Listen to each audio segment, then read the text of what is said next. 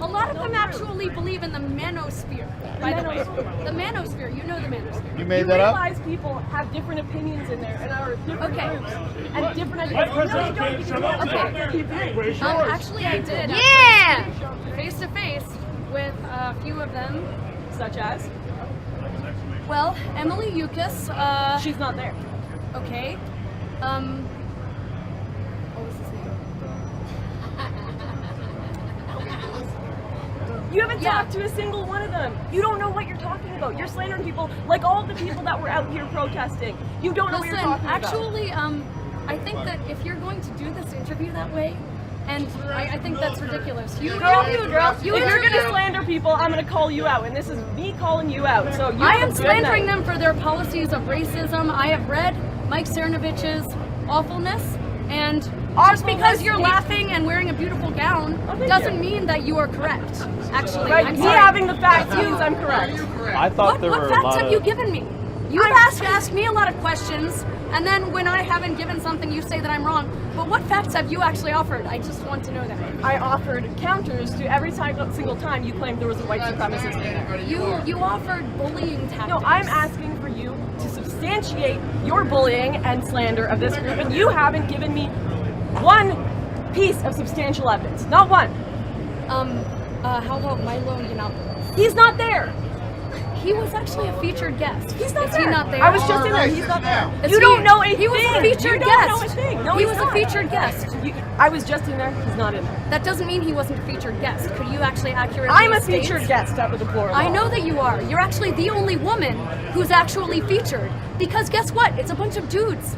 And I do not appreciate that. Did you just call me a woman? I'm legally a man. Are you? Yes.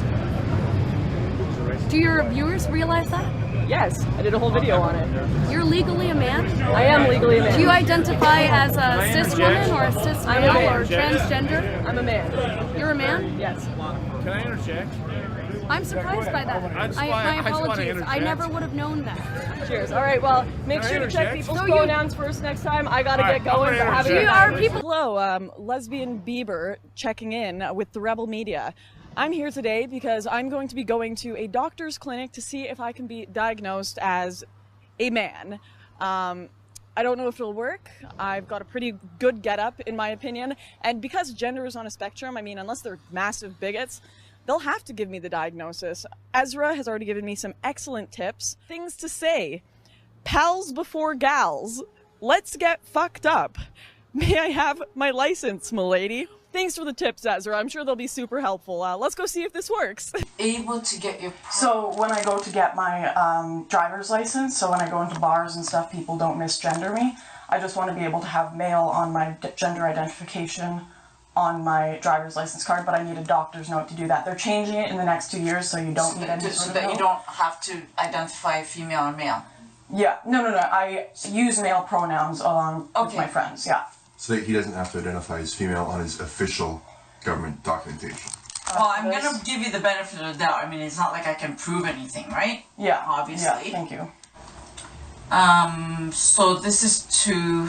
Did you say identify? To use, male identification. This is to... When did you start using the male? About a year ago. So any particular reason that the sudden change in the past year? I feel that my gender is a more masculine gender. I don't always present as masculine, but inside, gender is a spectrum. It's different how you present, it's different how you feel, and I've always felt more masculine. I'm attracted to girls. I've always been more masculine. So it's always as an been, individual. it's not like it's a sudden thing from No, last year. it's You did been it last year. it's been a long time, my whole life. Okay. Do you want me to say that you should be identified as a male? Yes, please. Okay.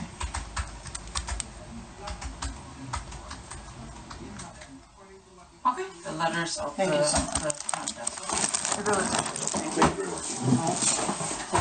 Okay, so I am in absolute shock right now. I am now medically diagnosed as a male. This is astonishing to me. I mean, it's quite clear that my hair is just up in a hat, but I guess that's all it takes to get your diagnosis. So I already have better eyesight. You know, I think I'm getting paid more. You know, I'm stronger. I feel more privileged. This is great. Being a man is great. But I need one last thing to be a real man. I need to legally be a man. So we're going to go and see if I can get my government ID changed to male. So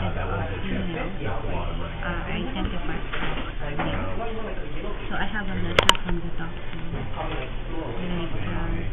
information for that. Can I accept it?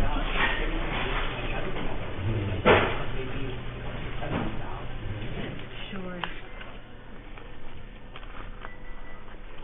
Here, just want to show it to you. So this is your photo card number. Thank you. Excellent. Thank you so much.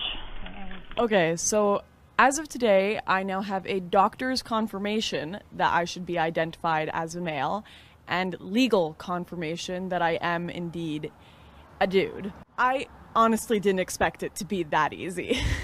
And you know what? Some people might be wondering, like, what's the big deal? So what if people can just change their gender whenever they want? How does that impact me? How does it impact society? Well, I'll tell you how it negatively impacts society.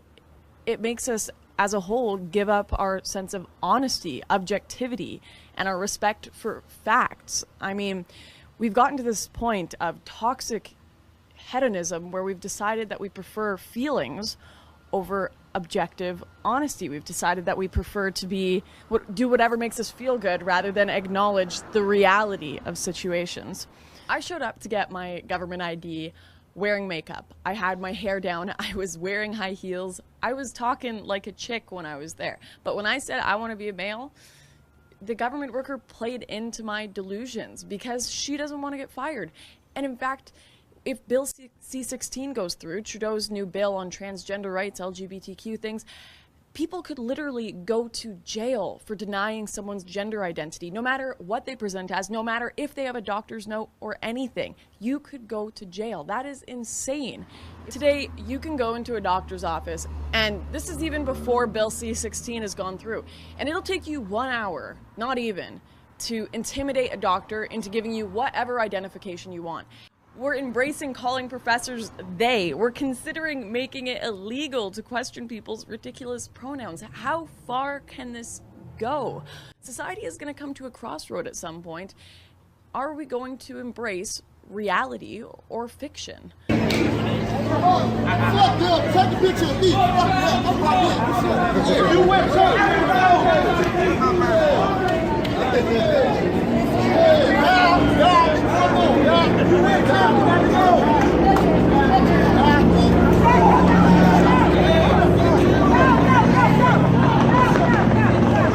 Yeah, Jeffrey, interesting point that, because that's something a lot of people have said, is if you're on a no-fly list, you shouldn't be able to own a gun. Lawrence says otherwise.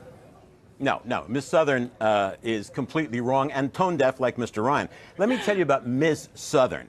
I love it that she comes to my country and preaches no gun laws when Miss Southern is a Canadian where they have very, very strict gun laws. And where the gun laws work, we in the United States have 50,000 gun deaths a year. Miss Southern in Canada has fewer than 310. So, Miss Southern, here's my advice to you. Go back to Canada, get the gun laws changed there and obliterated, and then come back on Sky and let us know how well that worked out for you. Let's let Lawrence Southern have a chance to respond to that. That's quite an accusation, Jeffrey. Laura. Oh, I would love for the gun laws to change in Canada. If I were an individual that were in America in a mass shooting, the first thing I would think is, I wish I had a gun on me. I wish I were able to defend myself. The gun is an equalizer. As an individual, if I were attacked, I would have many men who attacked me. I couldn't outpower. I would want a gun on me to defend myself from rape, from being murdered. If I was in a mass shooting, I would be a sitting duck. As much as you can love and trust the government, they still have to make that call. They still have a time to get there. And if there were someone with a gun in the Orlando shooting or the Paris shooting, any of these places, these mass deaths could have been stopped. Even the Eagles of Death, the concert that was playing in Paris, the singers said that I wish there was someone in there with a gun so that this could have been stopped. I will try to change the laws in Canada, and I wish I were in the States right now, and maybe I'll go there someday so that I can have the right to defend myself from both people who want to attack me, do me harm, and from a tyrannical government. Okay, it's a good point, but on the other hand... no, it's not a good point. It's nonsense. It's utter crap. It's not a good point at all. It's fallacious nonsense. It's rhetoric. It doesn't make any sense. I'm going to apologise for your language. We are, of course, on live TV, so let's just remember that when we're discussing I know, and it's still crap. Please explain to me how one of these amendments would have stopped the shooting in Orlando. I will gladly explain what gun control does. No, what the amendments that are being... No, listen. Just listen. In your youthful high school exuberance, you are very naive. What gun violence does, can call me names, what gun laws do is prevent gun violence. See, one of the things that Miss Southern... It did, really. There were guns in Orlando in the club. There were tons of gun laws, but there were guns in the club in Orlando. The guards were armed. Obviously, you've never carried a gun. Some of us who served in the U.S. military have carried a gun. Okay, Jeffrey, and I can tell you something. Let's just get back to the subject here. Let me finish. When you have lots and lots of guns in a room, what you get is panic and more deaths. Miss Southern doesn't have a clue what she's talking about. Okay, Jeffrey, less of the personal attacks, please. Let's keep it on the subject. Lauren Southern... It is on the subject. She's talking nonsense. Okay, but less of the personal attacks, please. Lauren Southern, just to change tack slightly here. Now, what we saw in Orlando, it was, frankly, the kind of assault weapon you don't need to defend yourself. There are over 3 million of those in ownership in the US. We don't need assault rifles like that, do you, to defend yourself? Surely the law should be changed. The thing is, it's an equalizer, right? If the government has a weapon that they can use against the people, I mean, you can say, no, it's not, sir, but... That's not an argument. You saw during the Chicago riots where you had Asian store owners defending their stores from being burnt down, and the only way they did that was with high-caliber weapons, and they were one of the few peoples that didn't have their stores burned down. You saw it during in Ukraine when you had the government sniping their own people. The people who were disarmed, they were fighting with Molotovs against sniper rifles. You need to be able to defend yourself from a tyrannical government. And with most of America seemingly thinking that Trump is the new Adolf Hitler, I think that liberals would want to be arming themselves to defend themselves from a Fourth Reich. Utter nonsense. Okay, Jeffrey, let Jeffrey... In some German towns, there's more than just cultural conflict. People pledge allegiance to entirely different nations. Despite being warned by my cab driver that the area was dangerous for Canadians, I decided to take a quick trip to the district of Duisburg, Germany, called Marxloh. Estimates say that Duisburg is home to around 100,000 Turkish people. In a city of a population that is just under 500,000, that's a pretty big demographic. And it shows. When I was walking through the town, my jaw was dropping. I could not believe what I was seeing, and that I was still in Germany. There were cars everywhere with Turkish flags, windows with Turkish flags, and giant Turkish flags hanging from buildings above stores. Everyone spoke Turkish, and the stores prominently featured Turkish goods. I didn't hear anyone speaking German when I was in Marxloh. I think I saw a grand total of 2 non-Turkish people. How can this even be considered a part of Germany anymore? These people are not only not integrating, but they openly commit themselves to another country. It almost felt like a turf war. Like the Turkish people there were claiming the land as their own, like any group of people would do when they conquer a city and put up their flag.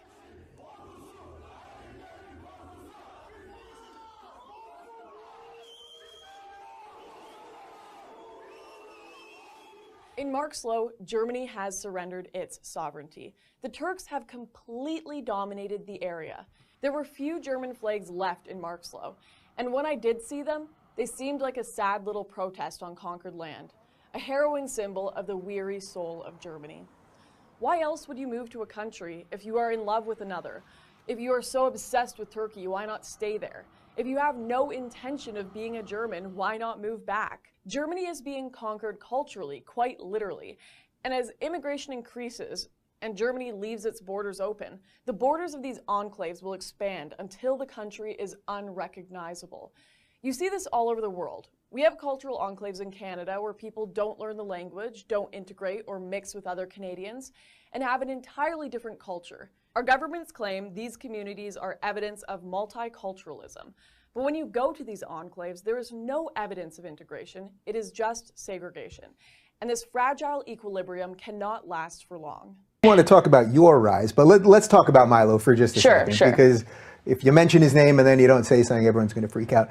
What are your general thoughts on what's happened over the last couple weeks? You know, I actually made a video on it, and then I just decided not to publish it because I didn't think I could be objective on it. Because I know, like, I lived with Milo for like a week when I was in LA with him, and we went to your show and talked to him a bit. Obviously, he's been such a good person to me personally. He's even helped me through stuff, like in my personal life. Like, he's been just such a kind person. He is not a pedophile. He doesn't support pedophilia. I will never believe that. However, I understand how people looking in on the situation reacted that way. And I understand how I would have reacted if it were a Democrat that did this. Me knowing Milo personally changes my opinion on the issue, but I can't blame people for criticizing him. So I didn't publish the video because I didn't think I could be objective. Yeah. Down, Bill. There is no Muslim ban. If there was, fuck off. Sorry, why don't we... Fuck off. Oh, okay. There's a fucking Muslim ban. Okay. He said there was a Muslim This is the point. There's a Muslim This isn't ban. talk about the hysteria. I'm talking about 85% of the world's Muslims are allowed into the country. This is what you do, Pierce. You say, he hasn't done this, he hasn't done that, he's not going to do all these things. Give him a fucking chance, mate. And you know what I mean? and why not? Hitler didn't kill the Jews on the first day. He worked up to it. Mate. J.K. Rowling took to Twitter after the incident, claiming that it was extremely satisfying to hear Piers Morgan being told to fuck off on live TV.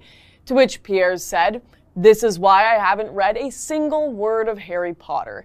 And the argument continued, and then Rowling ended the debate with, "If only you'd read Harry Potter, you'd know the downside of sucking up to the biggest bully in school is getting burned alive." The tweet got massive attention with hundreds of thousands of favorites and retweets. Leftists in general seem to adore Harry Potter and their social justice hero, J.K. Rowling.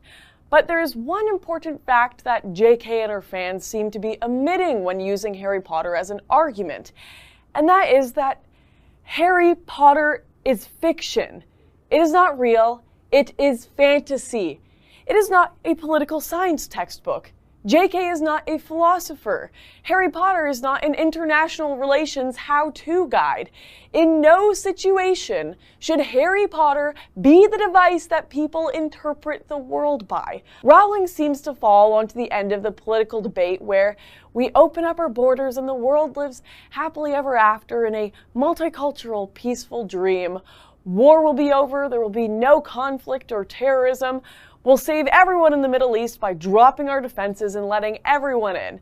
Now, she can go ahead and write that fantasy narrative in her head all she wants, but the real world is a lot different than Harry Potter, Miss Rowling. For example, in Harry Potter, Padma Patil was a happy little witch attending Hogwarts. In reality, she has to deal with the horrors of barbaric practices within Islam. Practices that the West hopes to keep out of their society. The actress of Padma Patil was actually beaten and branded a prostitute by her brother because she dated a Hindu instead of a Muslim. And her brother and father threatened to kill her. She had to flee her home. I know the left like to ignore that this world exists, and they like to stick to the realm where they're all happy wizards and all Trump supporters are Death Eaters. But this is just not the case in the real world. But fine, if you really want to play the game of using your books to apply them to real-world politics, let's do that, JK. Let me ask you, why did the Wizards build Platform 9 3/4? Why did they have a magical brick wall to keep Muggles out? Is it because maybe Muggles had some barbaric cultural practices of burning witches, and they wanted to keep their worlds separate for fear that Muggles wouldn't understand them? Keep them separate in order to have peace and safety? Oh, and not only did they have one magical barrier, Hogwarts itself had its own barrier as well to keep out unfriendly enemies. It's almost like you yourself know that walls and borders are a good thing, JK. It's almost like you yourself know that vetting people before they enter a different land is a good idea in order to keep the people within safe. I mean, with the Salem witch trials and the way Muggles treated witches and wizards historically, it's not like the wizards didn't have a reason to be afraid. Also, the only prominent Muggles we meet in the books are the Dursleys, who were extremely abusive towards Harry because he was a wizard. JK, are you really so dumb that you don't realize your own books disprove your points? Seriously though, in the real world, we don't have one race that are almost literal gods compared to the other. So I think everyone should know it's silly to read Harry Potter as an allegory for modern society. But at this point, it seems like millennials' disconnect with reality is so strong that they can only engage with politics through ridiculous pop culture references. They have to use gifs of Ariana Grande flipping her hair as arguments and smashing stuff as a form of political protest. Y'all need to grow up. You most of all, JK, you're an adult. You should know your books are fantasy and not be trying to push them into political debates. Yelling "fuck you" at Piers Morgan may indeed be satisfying to those who dislike him, but it is not an argument, and neither is talking about your fiction books. If you really want to prove Piers wrong, if you really want to critique Trump, stay in the realm of reality. But I really doubt you and your hysterical celebrity friends will do that, because leaving your fantasy safe space would require admitting Piers Morgan was right, and your narrative always comes before truth.